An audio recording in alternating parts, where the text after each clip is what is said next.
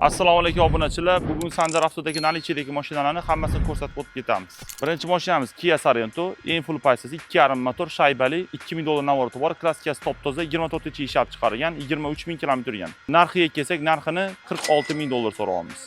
Obunachilar, ikkinchisi yana Kia Sorento, eskicha varianti, 23-yil ishlab chiqarilgan, 24 salondan olingan, 7 kishilik ikkinchi paysa Comfort Plus deb aytiladi, 4000 dollar navorati bor.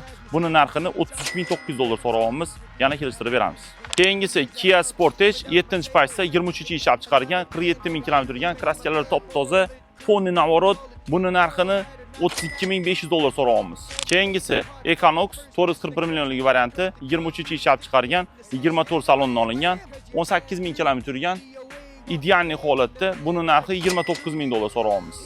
Keyingisi Li 9 Ultra Restyling 25-26, 18000 km yurgan, qoraga kofe salon, idealniy holatda, master akkauntlari bo'lgan, narxi 65500 ming so'rayapmiz.